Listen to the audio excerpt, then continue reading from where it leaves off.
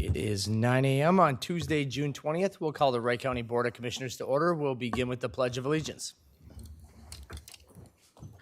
I pledge allegiance to the flag of the United States of America and to the republic for which it stands, one nation, under God, indivisible, with liberty and justice for all. Good morning, everyone. We'll start off with the approval of the minutes from June 6th. Does anyone have any modifications? Otherwise, I'll entertain a motion. Mr. Chair, I'll make that motion for the approval of the board minutes. Second. All right, we have a motion by Commissioner Catchmark, second by Commissioner Shane for the approval of June 6th county board minutes. Any discussion? Hearing none. All in favor, say aye. Aye. Opposed, same sign. Minutes are approved unanimously. Now we have minutes from the June 6th, June 12th, June 13th, June 14th committees. We can do them individually or collectively. Entertain motions. Mr. Chair, I'll make a motion to approve the minutes from the 6-6 meeting, the 6-13 meeting, and the 6-14. Everything but number 2. Okay. We have a motion by Commissioner Catchmark for those approval of those 3 minutes. I'll second that. Second by Commissioner Holland. Any discussion? Hearing none. All in favor, say aye. Aye. Opposed, same sign. Minutes are approved unanimously. All right. Discussion on the minutes from June 12th. Mr. Chair, just some citizen feedback on our meeting that kind of works into the recommendation and the discussion about using the front end loader to load compost. I got a call last week from a resident. She's in someone else's district, but she went out there to get compost, and the staff said that we're no longer using the front end loader and to call commissioners if you have questions. I just want to run that past the board, if that's the understanding, with no kind of a grace period, if this was going to start July 1st. I thought there was some room before it was going to start, not immediately. And then also she had volunteered a suggestion to sign a waiver or pay a fee for loading, which was part of our discussion, but that wasn't the consensus. So the staff has agreed to track feedback on this in the future if they get complaints or questions. But what do we want to do about the recommendation here? If it's clear out there with staff that we're going to start not loading July 1st. Is that the understanding? So Commissioner Catchmark, I agree. My understanding was July 1st. I think we actually put a public notice out saying that it was ending July 1st. Ending it prior to that would have been not my understanding at all. I don't know about my fellow board members. I agree. I think July 1st. And put a notice up for the constituents as they come in as well to the compost. Okay, so then that would be amendment to our, I guess, our recommendation in writing here is that we won't use a front end loader after July 1st to load compost. Yeah, and they probably shouldn't have stopped it already, just because the minutes, the recommendations from that committee hadn't even been approved yet. So that they were being actually approved later on today in this meeting. So I would say as we discuss the recommendations on the June 12th, we can make that formalized and memorialize what the wishes of the board should be and what should be directed to staff for in practice use. Okay, then I'd make a motion to approve the minutes from that meeting, and we'll deal with the recommendation later. Is there anyone from staff here that can take note to that? Okay, for clarification out at compost. But good point that we hadn't approved it yet and somebody implemented it, so thank you. I'm assuming administration's already sending an email. Okay, thank you. So motion made to approve. All right, motion by Commissioner Catchmark, Second. second by Commissioner Shane. Any other further discussion? Hearing none, all in favor say aye. Aye. Opposed, same sign. Minutes are approved unanimously from June 12th. Today's agenda, I understand we have a few different items that we want to petition on here. Commissioner Catchmark, we will discussion on County Road 107 and the current engineering of it was one item. I'm going to add that to the agenda for items for consideration. That's going to be items for consideration C. All right. And then we also have items for consideration D would be another item of interest from the board was to schedule a transportation committee of the whole to discuss detour route compensation and a potential policy, and then the local option sales tax projects and engineering. Mr. Chair. correct? Yes, and thank you. And in speaking with Virgil at the Highway Department, we talked about these two things, and he had said that another board member had another item to be brought forward, so this would be 3. So if someone wants to speak to that third item, we could put that on the same meeting.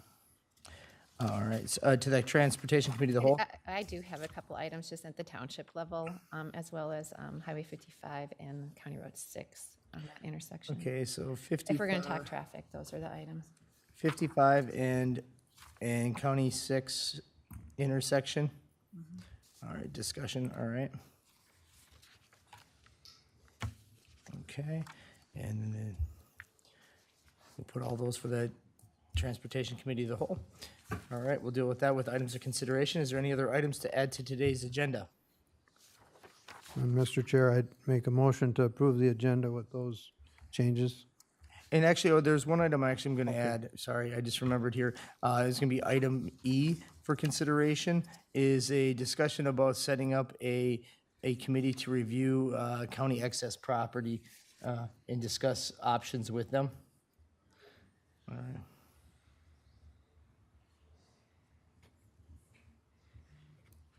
Is that it, Mr. Chair? That is it. All Okay. right. I'll amend my motion to include that change also. Thank you, Commissioner Catchmark. So we have a new motion in a second. I'll second. Oh. Second by Commissioner Holland. Any other discussion? Hearing none. All in favor, say aye. Aye. Opposed, same sign. Agenda is approved unanimously. Now moving on to today's consent agenda. Would anyone like to remove anything, or I'll stand for a motion to approve today's consent agenda? I'll make a motion to approve. We have a motion by Commissioner Holland, I'll second. second by Commissioner Catchmark. Any further discussion on today's agenda? Hearing none. All in favor, say aye. Aye. Opposed, same sign. Consent agenda approved unanimously. Now moving on to timed agenda items. Our 902 item would be to have the county board chair draw a winner for the open house stamp card entries. Good morning, Mr. Chair, members of the board. June 9th, we had our countywide open house here at the campus. Sheriff's office was the main attraction. Everybody loves the sheriff, which is great to know that the sheriff is that loved. I don't know if it's him or his captains. I'm not sure who they love, but For the but canine. they had a great. It was canines. Canines are a big draw. So we did it. We had about 300 people come through the Justice Center, Government Center, Public Works. Not everybody came to Public Works, but kind of randomly throughout, about 300 people. Not everybody did a card. We had a small number of cards actually completed. You had to go to 3 of the 5 buildings to get a card completed. So today we're gonna have the board chair draw the name of the winner of the gift card, which is $135 in Park and Rec bucks. So you draw, and then you pick your own name.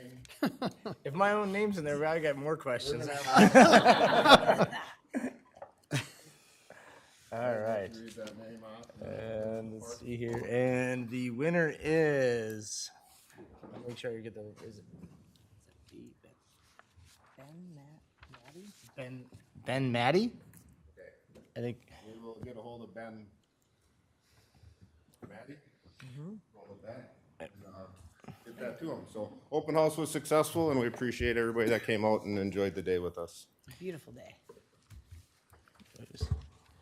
Couldn't beat the weather. Great attendance. Once again, a wonderful event. I appreciate all the staff and people that attended. So now we're moving on to the next agenda item today. We have the pleasure of adopting a resolution proclaiming the Marquette family as the Wright County 2023 Farm Family of the Year. Hands over to extensions to Emily. Mr. Chair, just correction, it's Marquardt. If you think dairy and, if you think dairy and quart of milk. Marquette. There's a D in there. There is a D in there. My bad. Oh, that's all right. Should have put glasses on. Yeah, thank you for having us. We just wanted to give an introduction of ourselves first. So I'm Emily Hansen. I'm the local horticulture extension educator here in Wright County. Lori Vici, I'm the regional director here. Good morning, I'm Karen Johnson. I'm the livestock-based extension educator, and unfortunately, our other counterpart wasn't able to make it this morning, Taylor Herbert. She rounds out our three, and her focus is in crops. And we also have our two extension interns with us here today, but really appreciate the chance to be here and share a little bit about Farm Family. So we'll have Dave and Julie and their family get up and speak a little bit about their involvement in the community and their farm. That's okay with them? Sure. Okay. Dave Marquardt, my wife Julie, sons Adam, Brant, Mark, Isaac, and Dina. And yeah, we farm about 800 acres of corn, beans, wheat, hay. We have cattle. We buy little baby calves and raise them all the way up to market weight. So so a little of everything. Quite active in our community and school and church and everything. So that's a little bit about us. Great. And then I'll read the declaration, and then I think you guys vote on it, correct? I'm new this year for this.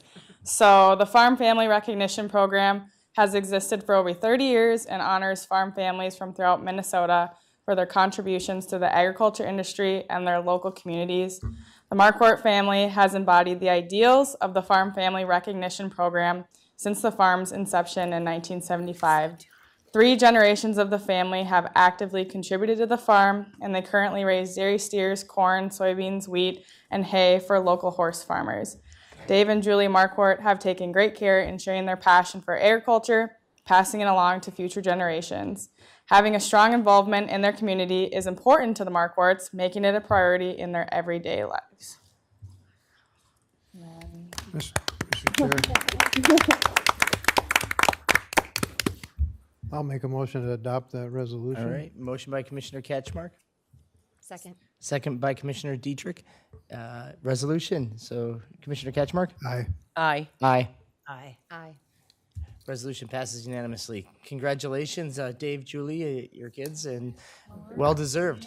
Yes. I just want to take a picture really quick. I know it's out of context. I know, I've Do they want seen, one with Do the you want to board? get them up like a picture with all Yeah. you guys up Yeah. here? That'd be We'll great. take it if you want. yeah, that'd be great. Great.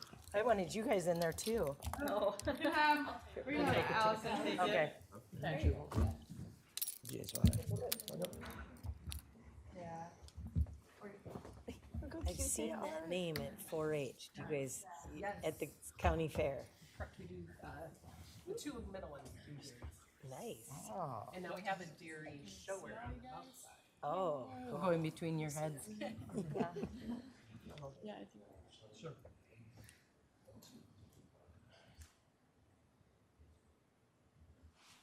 Perfect. Congratulations.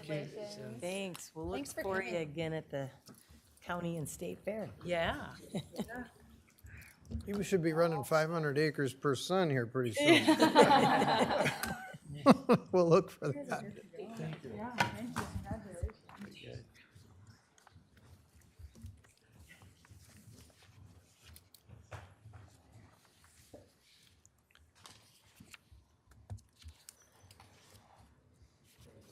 I'm guessing Ryan's taking the next one, or Lindsay. I don't see Heather here.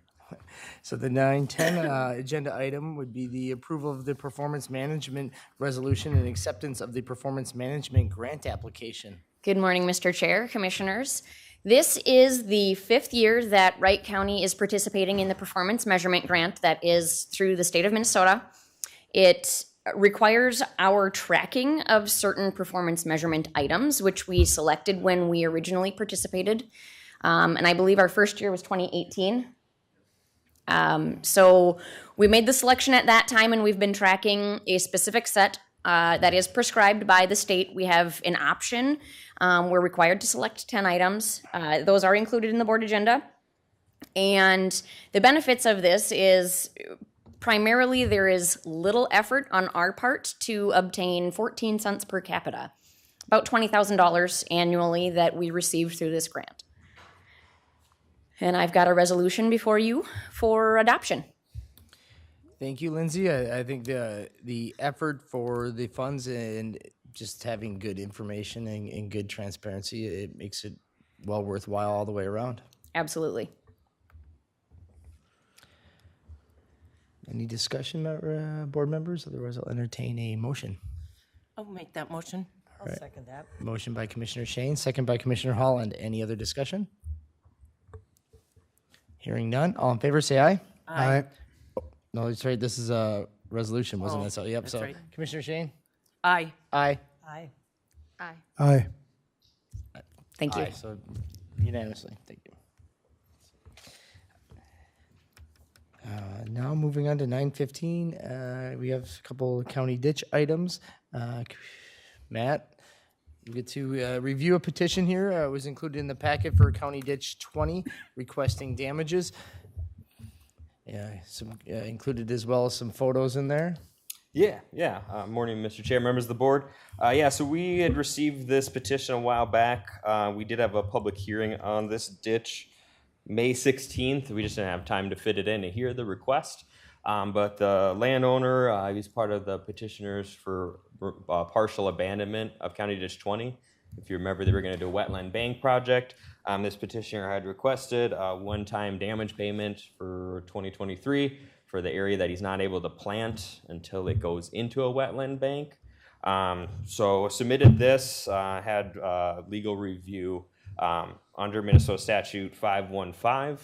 The damages that are covered under that part of statute are only for temporary construction and not for crop damages for essentially lack of maintenance on the ditch. So per Greg's advice, there's really no mechanism in drainage law to be able to pay damages for something like this, which is unfortunate because I do think Tom is due some damage payments. Ever since I started here, he's been dealing with 20 to 25 acres of his property that's been flooded that he still pays rent on. But from our review, from a legal standpoint, there's no mechanism currently in drainage law to pay damages for this type of. Because even if the board would unilaterally do that, we'd end up being litigated back by the other side. It's a no-win situation, and we have a lot of these situations on a handful of other ditches in the county that are facing the same similar thing until we can get the situation rectified, and we can't do that sometimes fast enough that there's periods of time where they just don't get to crop some areas. Yeah, as we know and we've dealt with, there's some antiquated things in drainage law that unfortunately do not serve the benefit of landowners well, this being one of them. So unfortunately, as good of a case as he has, the legal merit isn't there to meet that request. So I guess I would stand for a motion to deny the request. Mr. Chair, Damages. did you say that that Mr. Sagner rents this land from somebody? He owns and rents another 40 in that area. That 40 is the one that a lot of it's been underwater. So he still pays rent for 40 acres, but approximately 15 to 20 of those acres are flooded. And he pays that, I think it was 230 or something like that per acre. 245, I think it was. 245, yeah, that he can't, he still pays that, but he can't plant it since it's wet. Well, it seems like he'd have a better case with the landowner.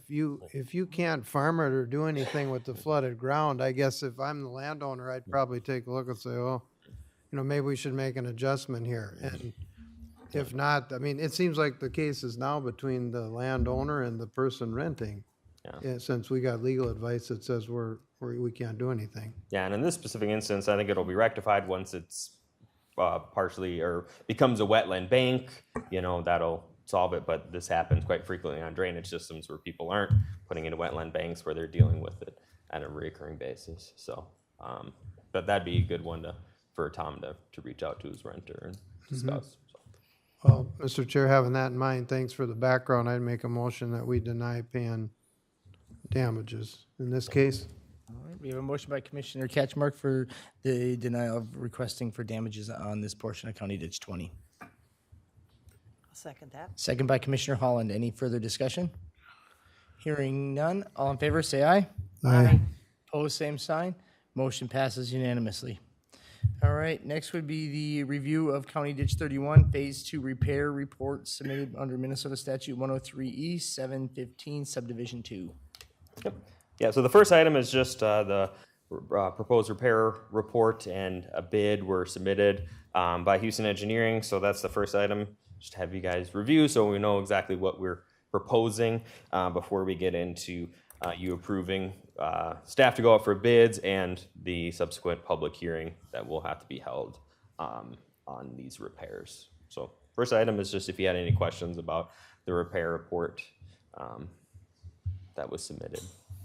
Mr. Chair? Yes. Just a question on, so how is it determined whether it's a repair or an improvement? And is that at the direction of like the township or the ditch authority? How does that work? Yeah, so repairs and improvements are very different in drainage law. They're whole different sub-statutes that you have to go through if you're doing an improvement versus a repair. We go through a process called the reestablishment of records in order to determine that, unless we have engineering documents that have what we call as-built. So, they would have dug the ditch and then went out after and surveyed it to determine what the width and the depth was. That doesn't happen very often, especially on ditches that are 100 years old. So we have to go through that process and did in 2019 to determine what a repair would mean for this ditch system. So, Okay, thank you. yep. Mr. Chair. Yes. So Matt, with items that we talked about, that's also in here, talking about the riprap and culverts and all those things. That's for us to review. Yep, that's part of it. That riprap structure that would be put upstream of the Fillmore Avenue culvert, which is obviously in the topic of debate with the DNR. That riprap structure would be included as a part of repairs. So just for the rest of the board, Matt and I have learned through experience with some past ditches that there was room for some clarification in this order that tells contractors what the expectations are. So instead of him and I just deciding, because there's ditches all over the place, this was for everybody to review and see if you had any questions about changes or if you had anything, because there's different interpretation and there was some holes in this as far as existing spoils, let's say, and walking the ditch or driving it ahead of time, setting up appointments to give these contractors a chance to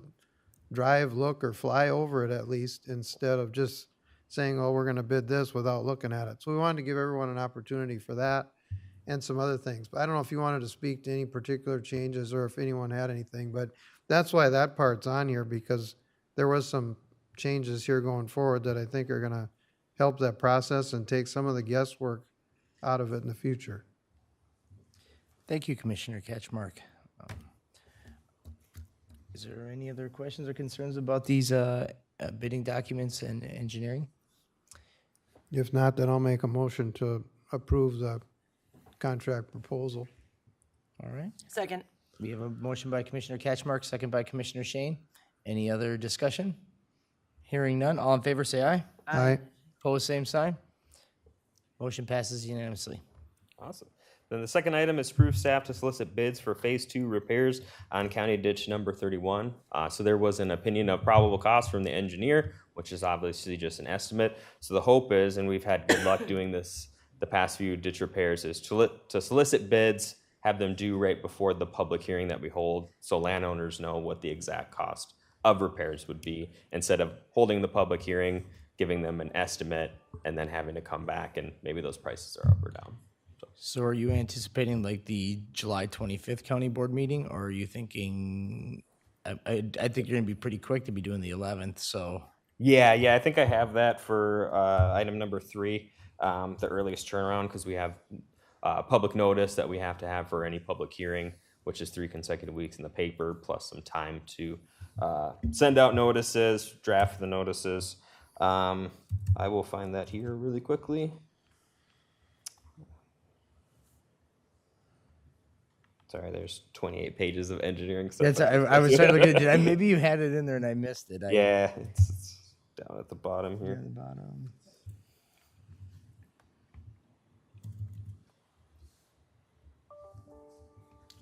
No, I don't.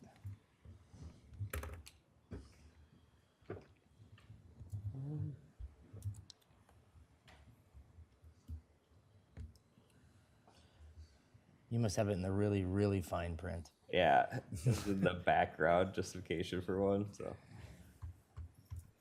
Find it here. 18th of July would be the earliest. That would be the potential workshop if we do one in July. So we have to move to the 25th then. 25th for Yep. okay, yeah.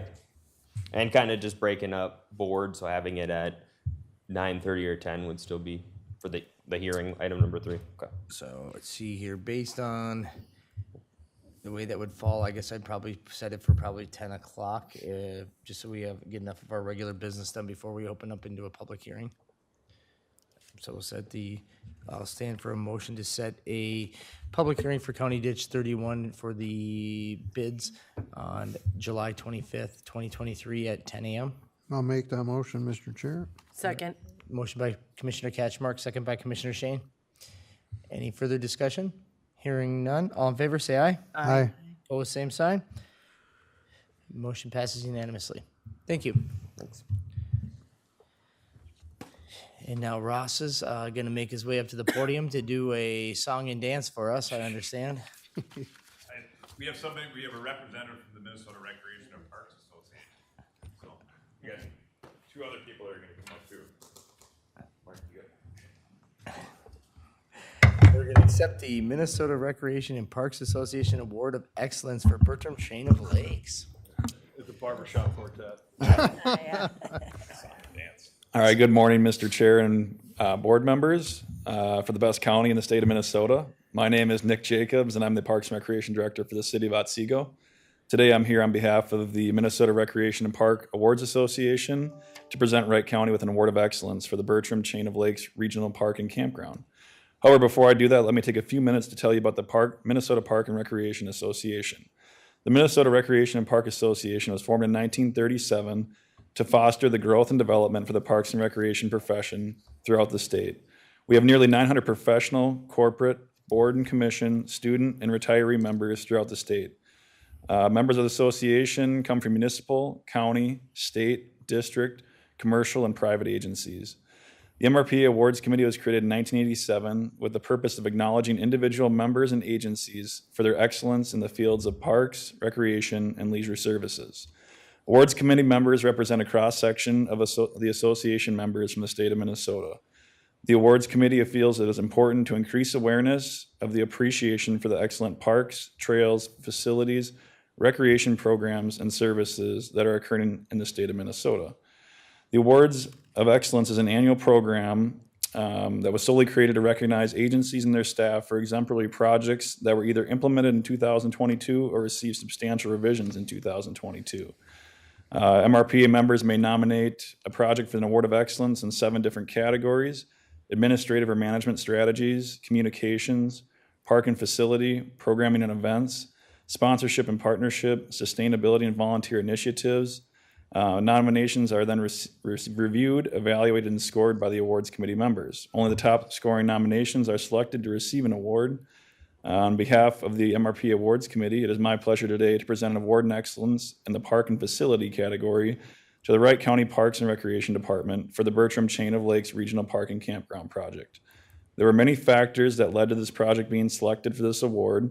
The giant regional park that now amasses over 1,200 acres is a regional draw that promotes healthy living and provides countless recreational opportunities, whether that be camping, play fields, fishing, hiking, swimming, playing on the playground, mountain biking, skiing. What doesn't this park have? I also want to point out the level of collaboration that was involved and the people who made that such a success. It takes years to plan a park of this scale, so my hat's off to you. A big congratulations to the best county in the state of Minnesota. Thank you for letting me attend today's meeting, and again, congrats. So on behalf of the MRPA,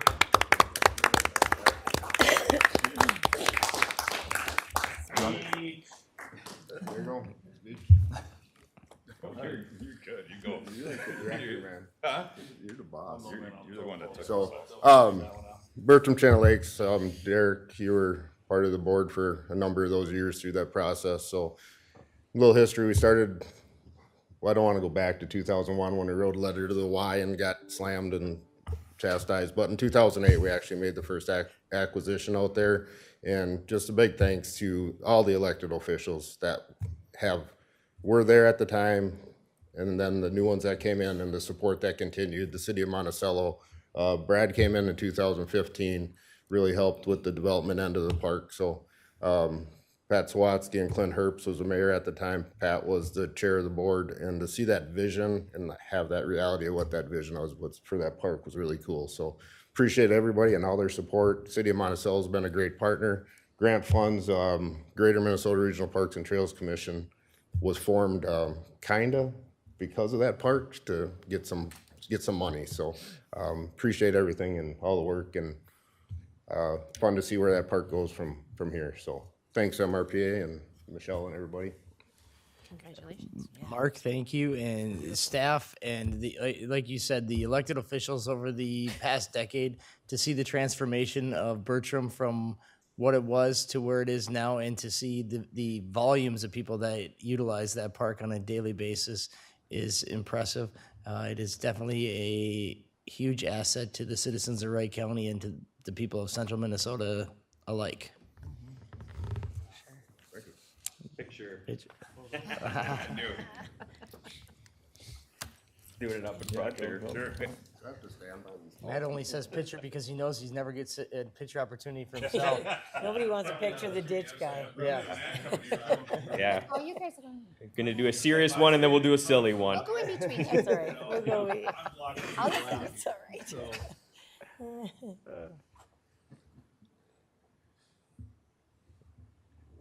All right, awesome. Thank you.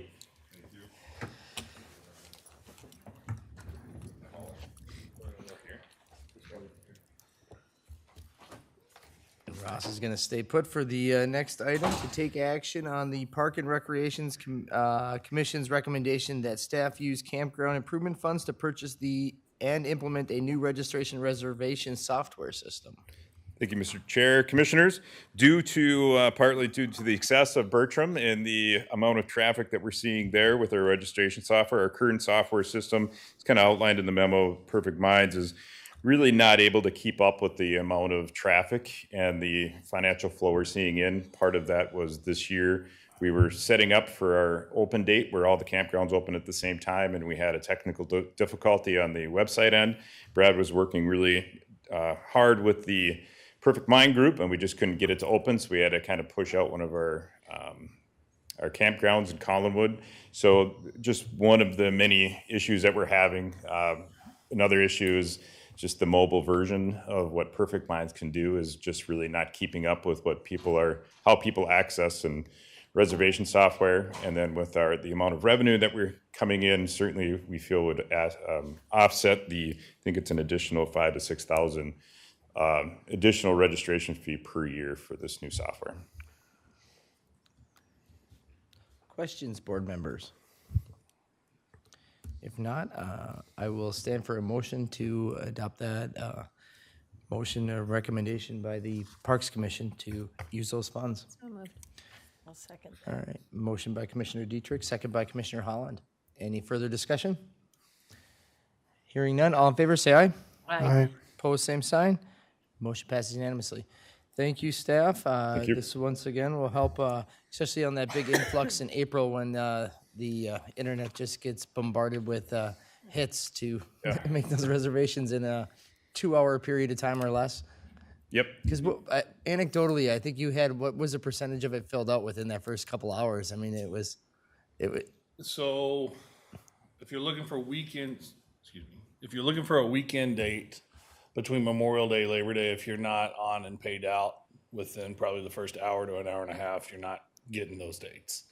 So that occupancy rate on the weekends within that first hour to hour and a half is about 90 to 95% capacity. So she goes. That's what when you think about the number of sites we have and the number of dates, the number of people that would be on that site at that time it's mind baffling. Yeah. It's impressive. 24-hour time period, you're looking at $190,000 in receipts. Wow. So, well, thank you. Thank you. Thanks. Now moving on to items for consideration. The first one would be to adopt a resolution appointing Lindsay Meyer as the county auditor treasurer and delegating the statutory duties and authority to her. So we don't get to make her come up here and do some sort of a swearing in on it or anything. So, so any discussion, board members? Otherwise, I'll entertain a motion for that resolution. I'll make that motion. All right. Motion by Commissioner Shane, I'll second that. second by Commissioner Holland. All right. So this is just kind of a formality that we have to, because somebody has to be delegated into that role. So with that, if there's no other discussion, thank you for taking on that responsibility. I didn't know if it was really kind of you just happened to be the right person for the right spot, right? You were kind of already doing it too, so. All right. With that, no other discussion, resolution, aye. Aye. Aye. Aye. Aye. Resolution passes unanimously. Thank you. Now moving on to the handful of recommendations we have from the variety of minutes. The first one would be from the 6-6 Committee of the Whole, the Government Center Operations. The recommendation would be to accept the offers, and then if any other offers is accepted, the building utilities would be kept on, but will no longer be available to outside agencies for training after 60 days from acceptance. So if an offer is rejected, training will cease as of August 6th. So the Downtown Government Center, as it stands right now, provided no other offers or anything that would change, we'll begin the process of cutting off utilities to that building as of August 6th. Basically removing any type of occupancy options of the building. So that would be the notice at this point for that. Do you want to do these collectively or individually? We can maybe do them separate because we got to talk about that one. Sure, so is, stand for a motion on that. So moved. Motion by Commissioner Shane, I'll second. second by Commissioner Catchmark. Any other discussion? Hearing none, all in favor, say aye. Aye. Opposed, same sign. All right. So, noted. Next would be the June 13th, or sorry, 12th, I'm sorry, we're keeping them in chronological order here. June 12th, which would be the discussion of the household hazardous waste and compost facility. The recommendation would be to bring forward design, build cost estimates and options for maintaining the existing program and services at the existing recycling center site. And then the other one was to set a future committee of the whole to discuss score funding and countywide overall recycling and management practices for the long term. So, and then the third one would be the recommendation that we were going to add to this that wasn't memorialized in here was to the ending of use of front loader as of July 1. And Mr. Chair, we talked about this, but this could be part of it, that staff would report back on feedback from the public on this about the use or non-use of that pile now that we're taking the loader away. That should speak for itself, but then collectively talk about feedback we've gotten, and could we set a end of summer date or something that we review, because then we're going to reevaluate if we're going to keep that part the same or not? Yeah, I think the discussion is whether we added a fee for people's usage or not, but I thought the direction was that we would cut it off as of July 1st and determine if that ended up causing us not to be able to move the compost fast enough, that we would consider bringing back the front end loader, but would be more of a fee for service structure at that point. But we thought we'd try for the next 60 days through July and August to see how that plays out. Yep, that's it. So if we want to talk about at the end of August, what the feedback from the public's been to us, because I've already had some, and from the staff, and then see what the pile looks like. Is it going or isn't it? Yep. So if that can be part of the recommendation is. So the recommendation then would be to cease the use of loading for public of the front end loader as of July 1, reevaluate as of September 1, if we need to create a fee for service on loading, using the front end loader for public loading. And waiver. Yep, and waiver. Yeah, I'd make that motion. Second. All right, motion by Commissioner Catchmark, second by Commissioner Shane. Any further discussion? Mr. Chair, I would just like to make a note that there be some kind of notice put up for that July 1st deadline at the recycling center for the public. Well noted. I think staff's got that. Perfect. All right. Any other discussion? Hearing none. All in favor, say aye. Aye. Opposed, same sign. Very good.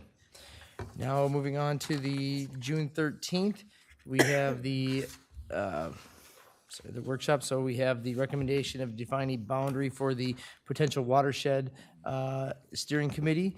And then there was the telecommunications, design a process to identify the county's needs for cell phones and landlines, including alternatives in traditional long-distance calling. The other ones were informational. Mr. Chair, I'll make a motion to approve those recommendations. All right, we have a motion by Commissioner Catchmark. Second that. Second by Commissioner Holland. Any further discussion? Hearing none, all in favor, say aye. Aye. Opposed, same sign. Motion passes unanimously. And the last one was the June 14th, would be the proposed changes to the auditor treasurer contract. And then there was the recommendation to approve amendments to the agreement between Robert Hevela and the county. The amendment will be effective as of June 20th, as of today, which has already been adopted. So this is largely informational since we've taken action on it during the consent agenda. So I guess we don't even necessarily have to take action on that. When would we, Mr. Kelly? We've already adopted 2 motions in effect, so. So I think it's kind of moot at this point, yeah. All right, so now moving on to item C, the discussion on County Road 107 and the engineering of the project on the reconstruction and the engineering involved with that project. Yeah, good morning, Mr. Chair and Board of Commissioners. I'm happy to talk to you about this topic today. And just a little bit of history here. When we updated our loss list the last time, there were projects, pavement preservation projects like 107 that were identified as preservation safety projects that were eligible for loss funding. Now, County Road 107 was the first one that we designed this year. And it was never the intent to lower the grade of 107 at intersections that we analyzed to meet current reconstruction design standards. The intent was to lower the grade to improve it over what it was before, just similar to what we did on 113 and Braddock several years ago with our maintenance staff. That doesn't meet reconstruction design standards, but we lowered the grade 3 feet and improved the sight distance over what it was before. So with that in mind, our engineering staff evaluated 6 intersections along the 7 miles of 107, and 2 were determined that it would be warranted to include in the project to lower their grade as much as we could with a pavement preservation project scope of work. And those were at Clementa and Emerson. And we lowered the grade at Clementa about 3 feet from what it was, and these vertical curves or hills, we'll call them, where there were sight distance issues, just like there are on many of our county highways all over the county. In Emerson, the grade was cut down about 2 feet. So they don't meet current reconstruction design standards. That was never the intent, but they do improve what was there before somewhat. And ideally, as a county, as a safety advocate, a highway engineer, I'd love to rebuild all our highways to reconstruction design standards. Just give me the money. I'd love to do it. The cost for this 107 to do that would be about $12 million. And we're reclaiming it, or we're overlaying it to about $2.3 million. So, but with that in mind, I'm here to answer any questions you have. Mr. Chair. Commissioner Catchmark. And thank you. Thanks for coming in. And we talked ahead of time. Yes. And there was no animosity. It was just, hey, discussion. Hey, are you guys really willing to relook and go further? And you said, no, it doesn't fit. And I said, well, then the next step is to bring it to the big room. And you made yourself available at the pulpit to speak to your side. So hey, with 10 minutes warning too. Well, you know what? Since you speak to that, yesterday I was doing some yard work on my tractor and the phone rang. And it was 107 in Emerson. Okay, shut everything off and went over there. I know the area from working and living it as far as the blind spots, we'll say. And unless you park at the 2 intersections and look both ways, you really can't tell the concept of what it's like to sit there and what notice you got before a car comes over the hill. But at the Emerson one, we did a little checking yesterday, and you've got, well, we experimented with a real car and then sitting at the intersection, 360 feet. If a car is going 55 miles an hour, when you see it before it gets to that intersection. So when you pull out, just picture 360 feet if they're going 55. If they're going above that, it's that much quicker, maybe 80 feet a second that a car travels or so. So you got maybe 4.5 seconds. But it was an opportunity. This wasn't me calling in an airstrike to cut 2 hills down. They were already planning to work on this road, and so the opportunity was there after 80 years of people taking chances and counting to 8 and then crossing to do it. And we learned that shaving down a hill means different things to different people. And but that's what I had told people. That's the language I used. But you can, and he references the 2 feet and the 3 feet. But my point is, if you park there, you can see that it still could be better. If the board was interested, I'd suggest a committee of the whole for a field trip out there so people can see what it's like. Otherwise, by describing in diagrams, you can't see it.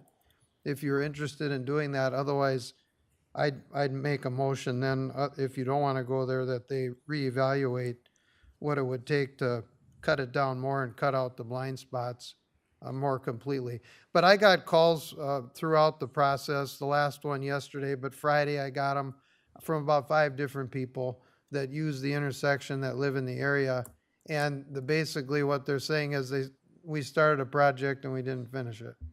And I had more of an expectation myself in sitting there and looking up and figuring there would be less of a blind spot. And one engineer said, well, you know, now you have to count to 3, and then if you don't see anyone, you pull out. Before, local said they'd have to count to 8.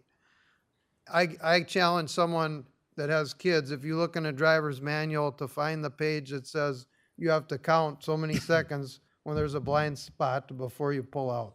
So we have an opportunity here to do more, and this was the process to bring it before the board. So is there any interest in taking the time to do a committee of the whole to go out there? If not, then I'll make a different motion. So, Virgil, the $12 million would be if you took that entire stretch and made it that. If you took like those 2 intersections and you made some mitigations to those 2, Right. what would that do to the timeline, and what would roughly be a ballpark cost to even making some improvement to it? Yeah, that's a good question. And just to back up, I agree completely that with Commissioner Katchmark, public expectations weren't met in this case. And to do it, to meet design standards in these 2 locations, I would say, well, if we're going to do that, why don't we do it in all 6 locations we looked at along that whole stretch of road? Because there's other spots, in fact, all of our county roads that are 3-digit roads, narrow, have these situations. But I would say we'd have to look at it, we'd have to design it to see what was involved. There'd be further cutting. We would go longer than what was done already. We'd have right-of-way impacts, we'd have tree impacts, we'd have just things that we could do, certainly, and there's always a way to do it. It just takes money and time. My concern with this is where the precedence that's set with this, just because we'll be in the same situation next year, and okay, so we do this, we're going to be diverting $10 more million to do this project then. And now you're pushing another 2 other projects out, but then you're also taking the projects that you're doing next year and created this new pattern where now the projects that we're going to do next year are going to go to this. And now what do we have for like a crash report for these intersections and things like that? And what is the incoming traffic count on these intersections? There's always an inherited risk no matter what intersections we have. And I mean, and yes, you could engineer things pretty safe if you had an unlimited amount of money, but we don't. And trying to be Yeah, this is a bigger discussion. I think it'd be good to talk about it maybe at the Transportation Committee of the whole meeting because we could possibly delay the paving. It's scheduled for next week. We could maybe work out something to hold off at these 2 intersections and maybe look at it further next year. We could, in the future, like County Road 107 has about 400 cars a day on it. If we move that up to reconstruct the whole thing, we could delay County Road 137, say, that we had planned to do next year, that has 8,000 cars a day on it, and different crash rates and things like that. These are all big, it's a bigger discussion, I think. then for a cost of $10 million to fix a couple intersections, at that point, you're better off just putting stop signs in. And then you solve the... Don't say that, please. Mr. Chair. I have a question. So right now, what phase is it in? This road that we're talking about? The grading's done. These 2 spot grading areas at Emerson and Clementa are done. They're planning, Knife River's gonna come in next week and start paving 107. Okay. So, Mr. Chair, Yep. so there's bituminous over gravel, the Traco is still there. That's part of the perception with the people there is now is the time because it's not been paved. We looked yesterday, just to throw this out there on Emerson, instead of shaving down, it looks like there's opportunity west of the hill to build it up. And then that takes the blind spot away and maybe some of the other engineering and whatever. That's all part of engineering design that you consider if you're doing a reconstruction standard, which we weren't in this case. But those are the sort of things we'd evaluate and design if we were doing this to a reconstruction standard. And we're talking about 2 here. The 4 other ones, my phone's not ringing for, you decided that these 2 were the ones to focus on.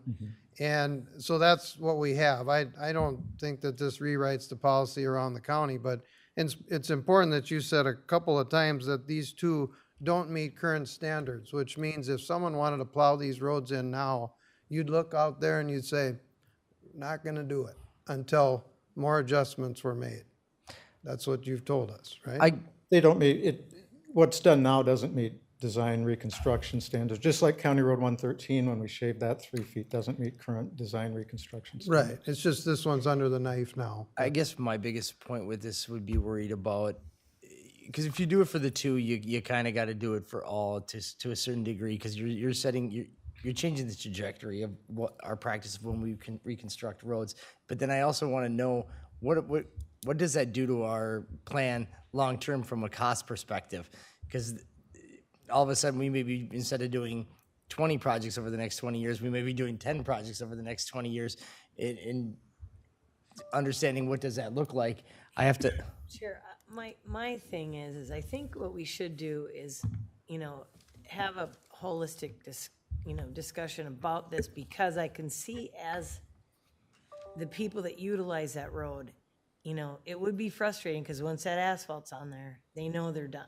And they know they're done for quite a long time.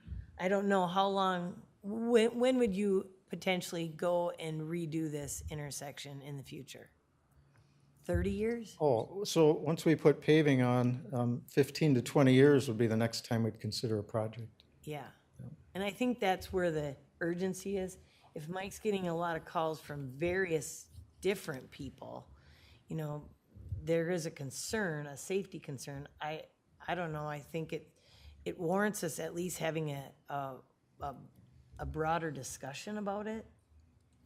I mean, Mr. Chair, I agree. We can have a discussion, but for right now, you're saying stop the construction and let's take a look at it by next week. Is that what you're asking? Well, the 2 choices, if you want to get a better look and an idea rather than us describing it, then we all go out and look. If you take my word and the constituents' word that we should have them, the highway department, reevaluate the cost and the time frame to take those hills down more, then we can make that motion here and decide without a field trip if you're content Well, with Mr. that. Chair, I mean, do we not base these decisions on criteria that you guys have, to those improvements of the road? You evaluate, you have criteria, and you make the best decision when it comes to cost, safety, and those type of things? That's what was done internally, but in this case, clearly the public expectation and expectation by others weren't met. And I guess in hindsight,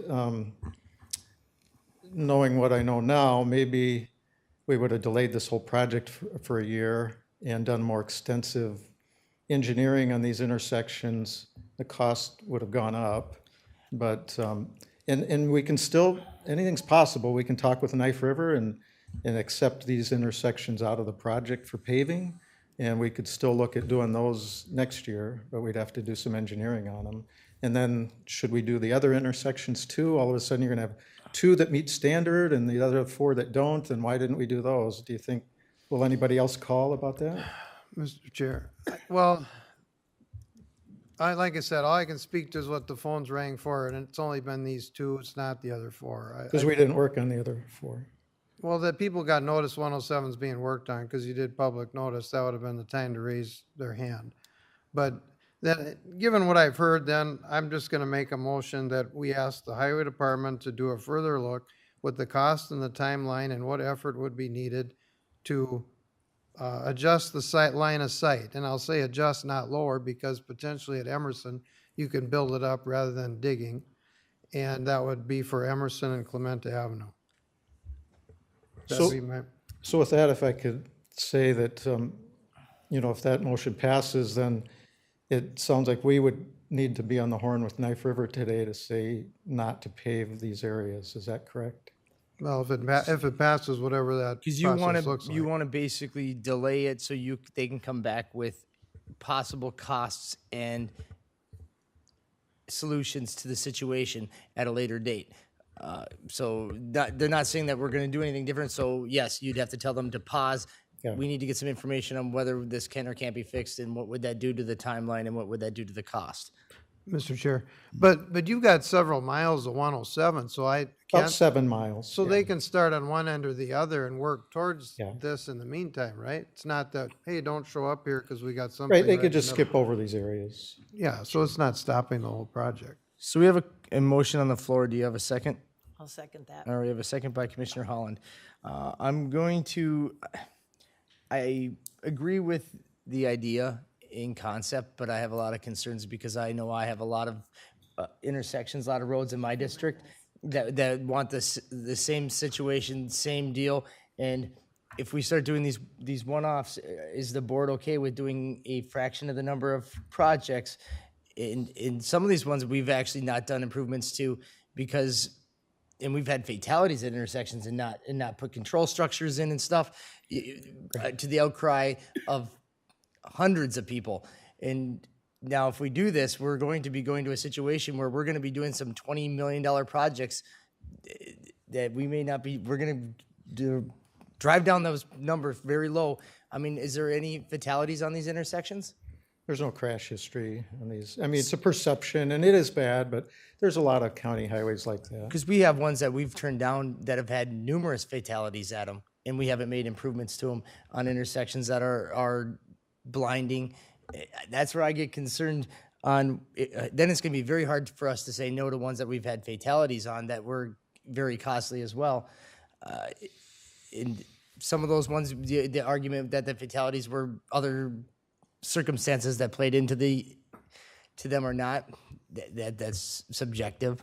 At least Mr. they'll Chair, argue it. I would agree. I mean, just to have the facts on it when it comes to the crash data versus a perception. Well, and then the count too. I mean, because There's about 400 ADT on 107. There's not a crash history at these intersections. it's Mr. Chair, I come from a city that had supposedly one of the worst intersections in the county, and there was never any data to back that up. So I'm going to side more with Virgil's recommendation at this point. Yes, we don't need to set a precedence. I think it does have to be a data, and I feel bad about the perception, but like I said, I came from a city that had a very bad perception of the intersection, but yet it never warranted it. Mr. Chair.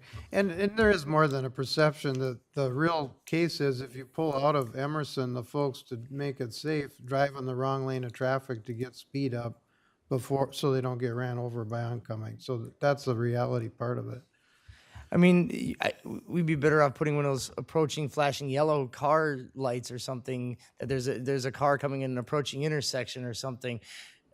We've done that on a We've lot done of that, we yeah. on County Road 39 on that very dangerous intersection with that fatalities have had. Yeah. You know, 37 as well. it is 37 as Yeah, well. we have several of those around the county. I don't know. I just want to be careful of what precedents we set with this because it makes it very political in the future, and we want to be able to make our decisions largely data driven. Mr. Chair, I do think the county failed in the, with public comment. You said you had a public comment on this? Or relaying this information to the public about this intersection? Are the constituents aware that what was all involved in this project because it seems like they had a different perspective of, as what we do. How did we get to this point? So I guess what I can say to that is that I think, internally, we knew we had a different type of project. We weren't just redoing paving. We were going to analyze intersections for potential improvement from what was there. We did that.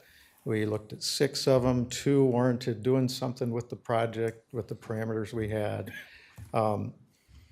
The expectation, how the public found out about it, I think at township meetings, they had heard from maybe township officials that the hills would be cut down. So that could mean a lot of different things to different people, and they were cut down. One was cut down 3 feet, one was 2 feet, but maybe in their minds it meant flattening them all together, eliminating the hills. And so there's just different expectations to what that means. And we failed at that. Clearly, we didn't meet public expectation in this case. I think in the future, let's make sure that that's, well thought out and well executed, and, so that we don't come to this, place again, Yeah.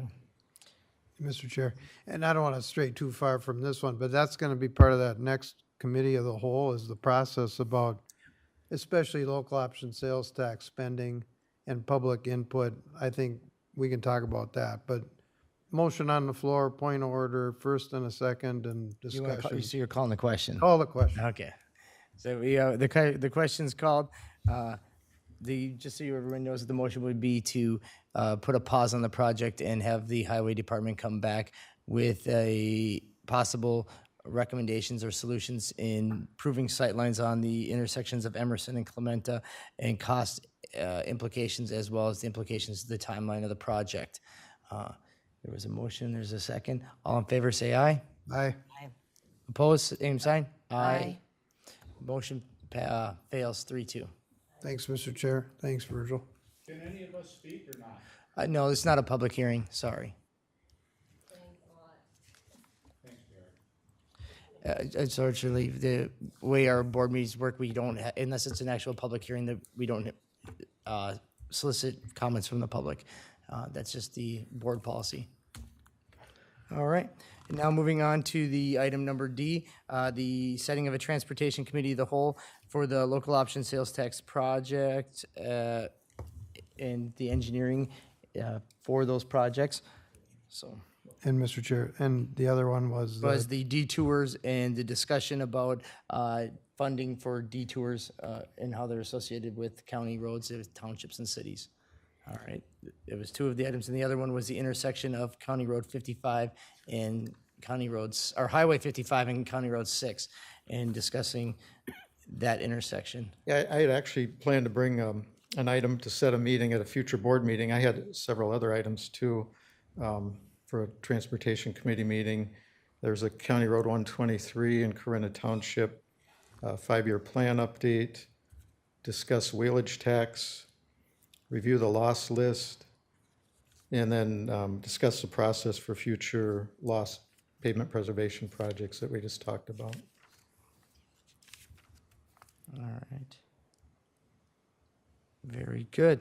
Now let's talk dates. Remember, we want to bring up your calendars.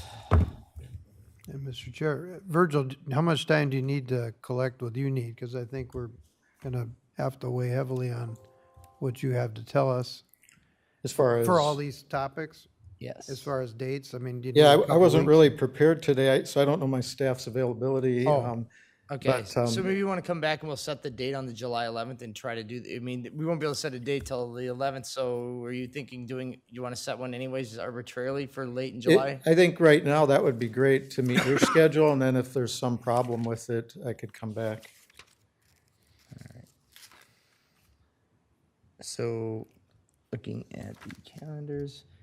End of July, we're pretty full with Yeah. finance. We could go.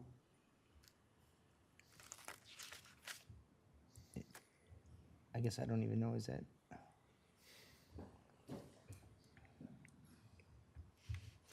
Is July 31st available, or Yep. what's a Monday? First we could do. I'm good. Yep. What time? I'm not available that All right. time.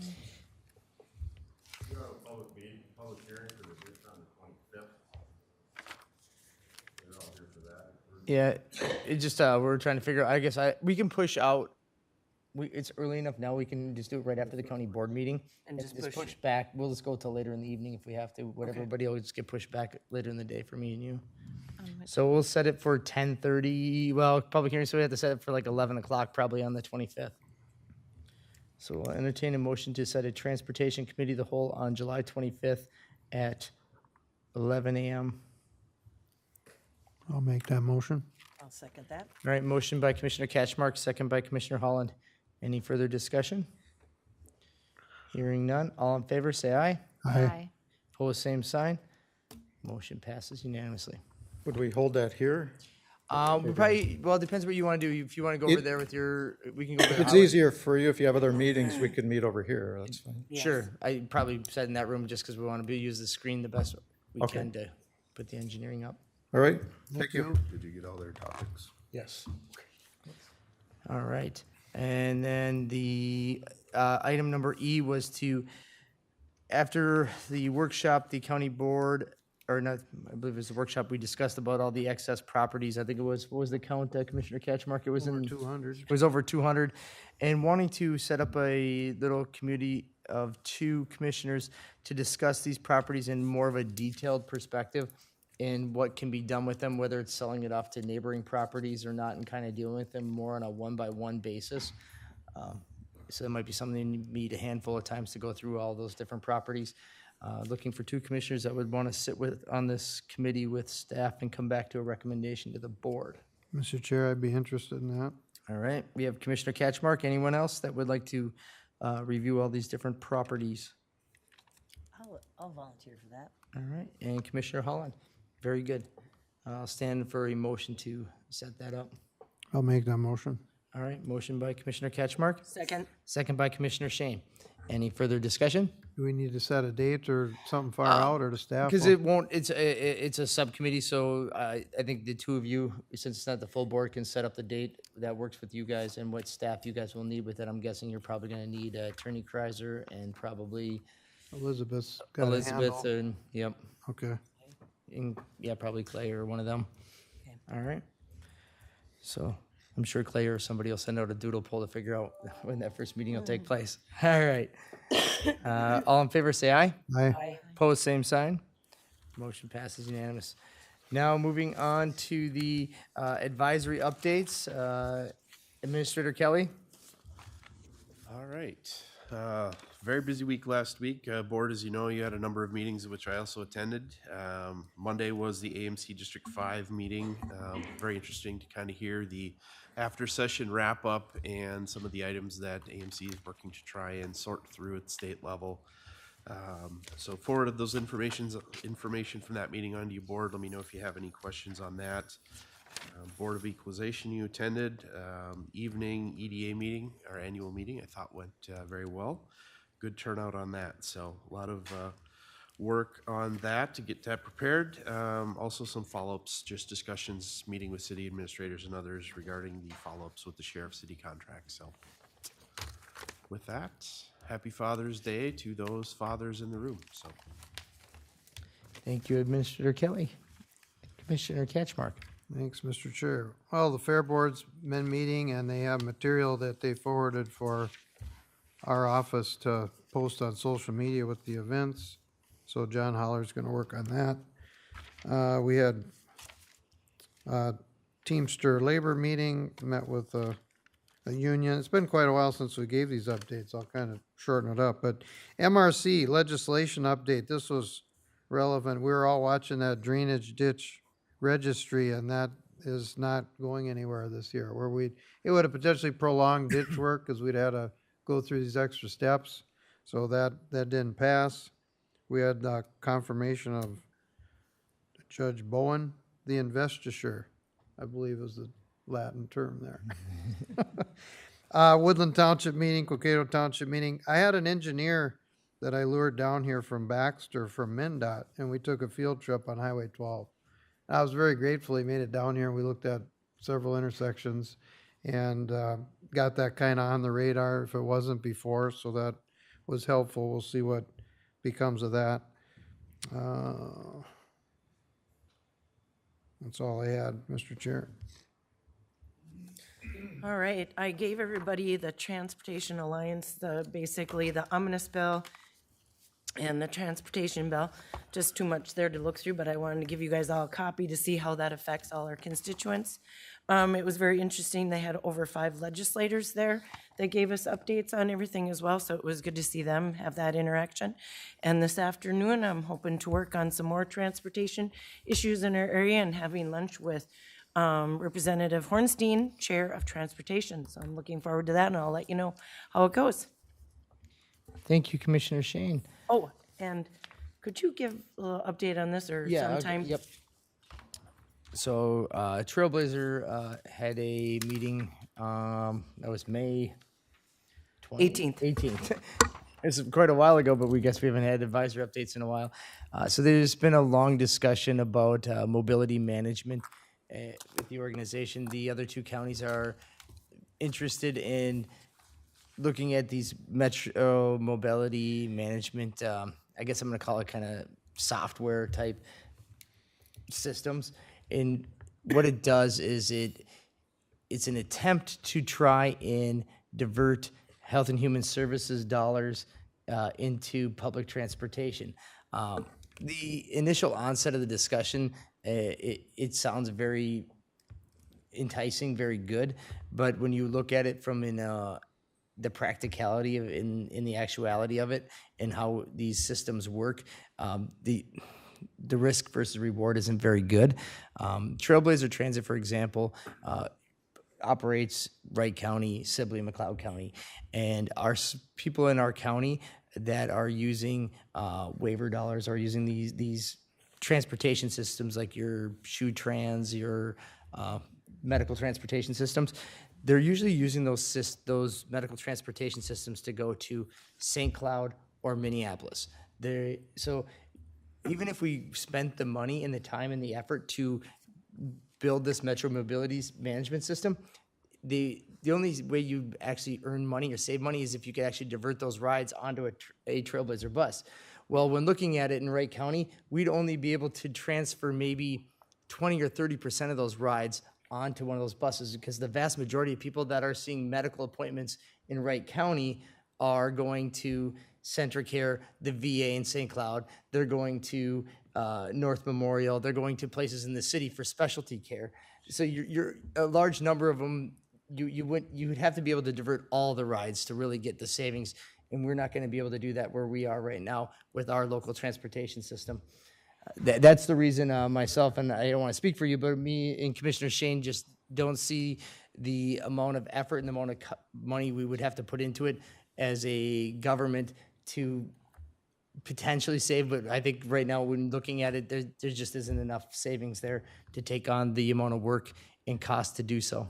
Well, and Mr. Chair, also I want to add to it that then it becomes into you have special needs people or people with health issues waiting an extreme amount of time to get to an appointment, or even once they make it to their appointment, waiting an extreme amount of time to even return home. And again, not your everyday people. These are people with health concerns and issues. I applaud the effort to look and think outside the box to try and find the savings. I think it was a great first attempt, but I don't know that we have the way we have boundaries in our transportation systems. It probably wouldn't be an issue if a Trailblazer bus went all over central Minnesota. Well, then you wouldn't have that issue, but that's not the case. So I don't know that in our area people travel great distances for medical care. That's not like they just travel 5-6 miles. So, but the other discussion, definitely you'll have a lot more discussions from the Wright County EDP. They had submitted a very large ask to the county board this year for this upcoming budget season. The ask is double of what they have got. They're looking to double their allocation from last year to this year. That was a decision that came forward out of their last EDP meeting. A little bit shocked by it, so we'll have a lot of discussion on that as a board holistically and as well as a finance committee as it works its way through. I just wanted to give the heads up to the board on that. Mr. Chair, just a question, since you drew attention to that, are you still on the board, and was that ask voted on by the board? So it's an interesting vote, and I'm glad you asked. So the vote, it was voted on by the board, and the vote was, I'm gonna say, a little bit cryptic. So the ask was like A, B, or C. It was like you could do A, keep it the same, B, raise it up with their inflationary cost to 160, or C, raise it to their goal of having all these different programs and such, which was the $290,000 asset they currently submitted. Well, when they aggregated the votes, they combined the 160 ask votes with the 290 votes. So only 2 people on the board actually voted in favor of increasing the ask to 290. The other 5 were in favor of going just the inflationary of 170, and the other ones were just at keeping it the same. So so it was made a decision. All I can do is interpret that staff made a decision there to make the ask to the county, the 290, aggregating the $160,000 the increase by $15,000 with the votes of the ones increasing it to the 290,000 together, making it a 7-vote. Realistically, they're probably if you looked at it correctly, the direction from the board based on their ask was increased to 160, a $15,000 increase, but the formal ask to the county came in at $290,000, which is basically a $145,000 increase, which is the double ask from what the current allocation to the organization is from the county. Thanks, Mr. Chair. Very unprecedented. Should have been option D. I think there was an option D of asking for less, but I don't know if they got it. I will say that I did not vote in that at all. I abstained from voting just because I will be voting on it on a grander level, so I didn't feel like my vote should have been tallied into it. So Okay, thank you. Just a few things. The city of Albertville had a successful Albertville Friendly City Days. The weather was perfect. The attendance was amazing. Got to see a lot of the people, the people from St. Michael and Albertville City Councils there, and it was a good time. And then the public health and the mental health committees that I'm on are really starting to put out a big net on getting a homelessness committee in the county. They're all working in their separate committees to, facilitate what, how we're going to go out and see what our homeless population is in Wright County and what we can do to help with that problem that we have. pardon me. And then too, the Central Minnesota Jobs and Training, we looked at a lot of the unemployment numbers, especially post-COVID. There really is a general 22% of people that the unemployment department has no record of. They don't know where they went. They either retired or they left the state, but they're off of unemployment, not in the work world right now. And so that's why we're seeing staff shortages, because that is the biggest number they've ever seen in the state of Minnesota. So they're just, a lot of good information coming out from that board. And that's it. Mr. Chair, I just want to get a quick update on the Wright County ADP. I did attend their luncheon. They hosted 4 different presenters. A couple of them spoke on SBA loans and deed programs that would help, facilitate economic development in the county. They also had a presenter on a SCORE program. It's like it's a long-time mentoring for new business people in the community and in Wright County, and they're statewide. So I hadn't heard of them before, but they directly match you up with a mentor. based on, whatever business you're in, and they facilitate any help you'd need as you move forward developing your business strategy and into business. So it was a very nice afternoon lunch and getting to meet the presenters as well as those there to learn. So thank you. Very good. Is there any other business to come before the county board here today?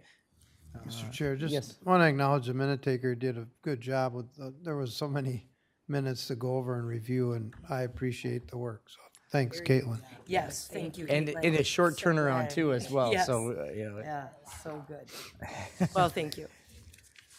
And John can take it's a bow, too. national, it's National Watch Day today too. You didn't every day know? has something, did not something know. national. Old school. All right. Well, thank you, everyone. We'll adjourn today's county board meeting at 10:20. Thank you.